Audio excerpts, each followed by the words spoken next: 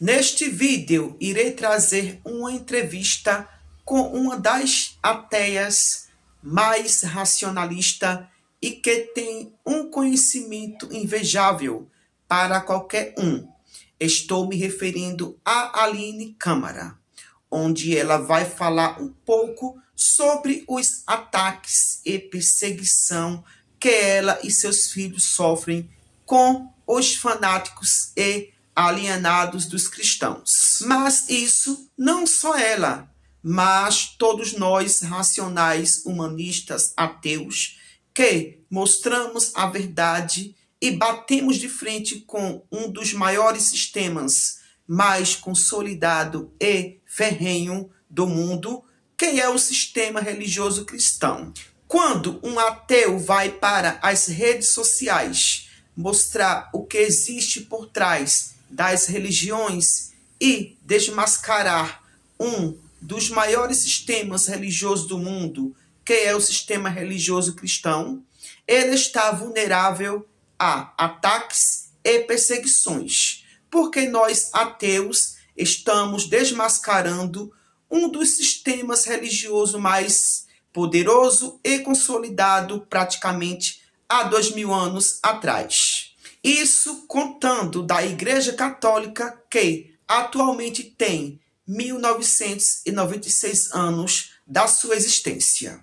Então, quando se trata de desmascarar as podridões que existem no sistema religioso cristão, quanto católico quanto protestante, é a mesma coisa desmascarar os líderes religiosos que vivem no conforto, na riqueza, nas suas fortalezas, usufruindo do bom e do melhor nas costas das ovelhas e gados. E isso é uma ameaça para eles, porque quando expomos as mentiras que existem por trás da religião, estamos colocando em risco o controle que eles têm sobre a massa de manobra, que são os gados e as ovelhas, que frequentam seus calabouços, que são as igrejas. Porque religião é comércio, e os garotos propagandas, no caso, são os deuses, os demônios, os espíritos e por aí se vai, que são as personagens que eles usam para vender e lucrar em cima deles. Então, o que seria dos líderes religiosos se não fossem as massas de manobras? Não seriam nada. Então, enquanto mais uma sociedade questiona, indaga, racionalista e busca conhecimento, mais distante ela fica das religiões, mais secular ela se torna. E enquanto mais uma sociedade é obediente, renega a ciência e é manipulada pelos líderes e pelo sistema religioso, mais ela se torna religiosa a ponto de perseguir e até mesmo matar.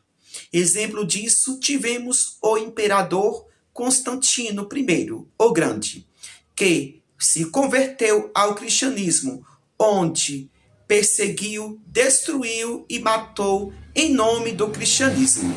As guerras que ele participava eram uma chacina, genocídio e terrorismo. Quando ele se tornou cristão, aqueles que se convertiam ao cristianismo eram recompensados por ele, onde recebiam cargos importantes do seu império. Aqueles que se recusavam eram perseguidos e mortos e torturados. Ele passou a perseguir grupos considerados heréticos e facções cristãs dissidentes que ameaçavam a unidade do império, como também a perseguição aos pagãos em larga escala e o fechamento de templos pagãos. Contudo, intensificaram-se de fato com os imperadores que governaram décadas após a sua morte. Após a Batalha da Ponte Milvia, ele chegou a exibir a cabeça de Magêncio em Roma.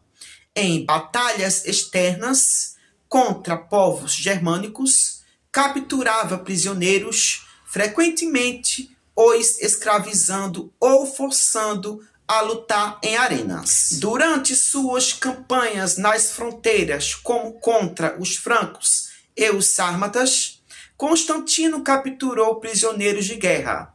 A prática romana comum nessas situações era incorporar os prisioneiros capturados ao exército de Roma, vendê-los como escravos ou usá-los em lutas de gladiadores nos espetáculos públicos. Também destruiu tribos germânicas, como francos e alamanos. Mandou entregar chefes inimigos às feras no circo e massacrou comunidades inteiras que resistiram.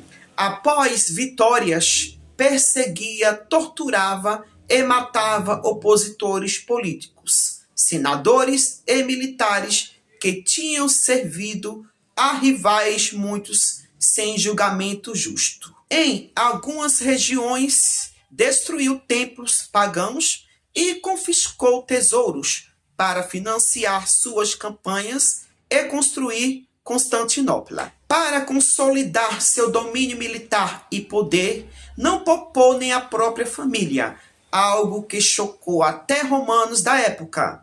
Em 326 da Era Comum, mandou executar seu filho mais velho Crispo, e logo depois matou sua esposa Fausta. Disse que trancou-a em banheiro superaquecido, sob acusações não provadas de traição, como também eliminou parentes e aliados que considerava ameaça ao comando do exército romano.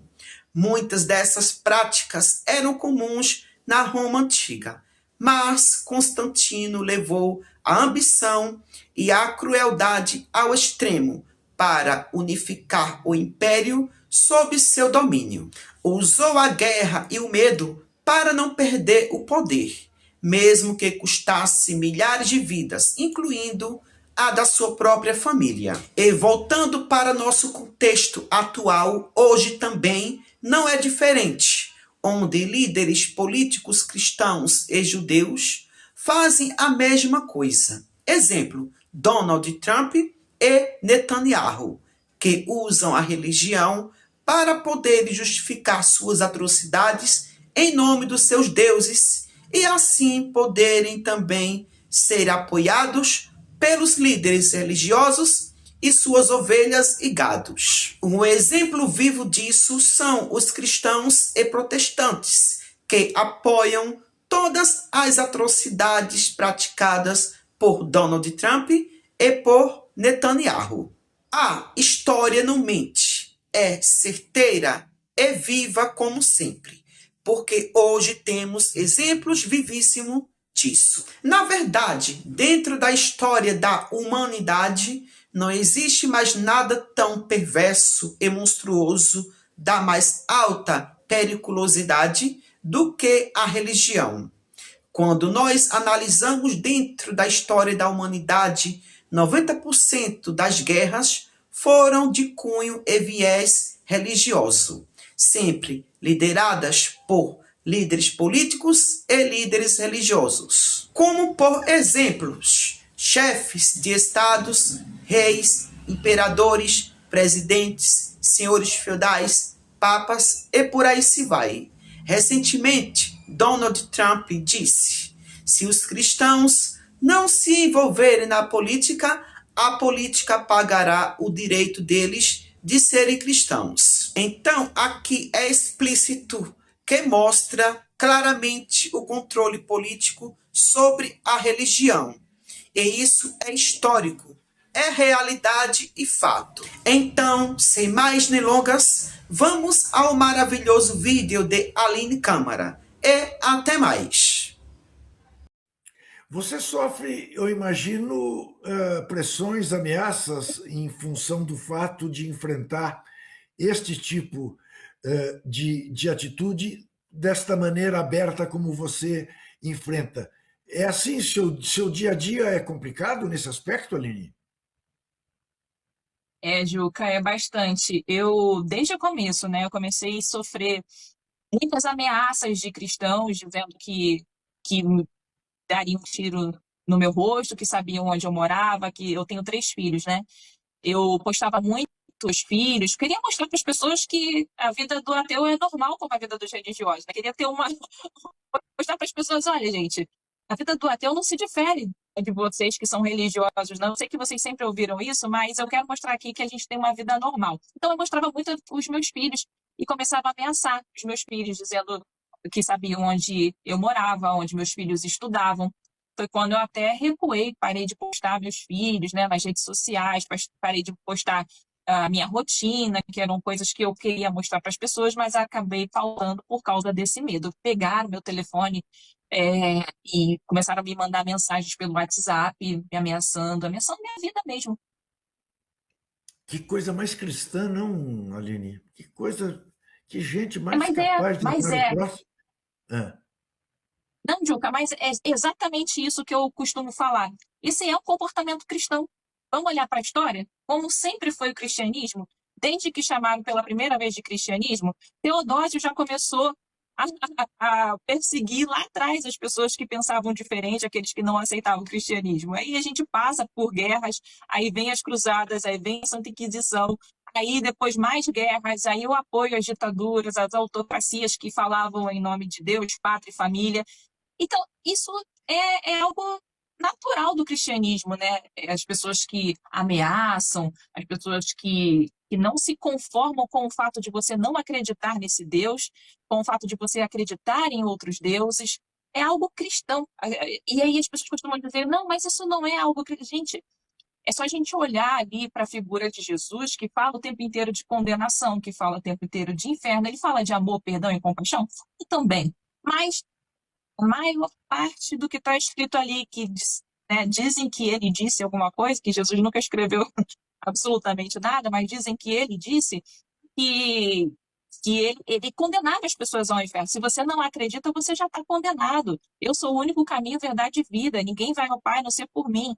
Ou seja, todos aqueles que acreditam em outros deuses ou que não acreditam nele, já está condenado.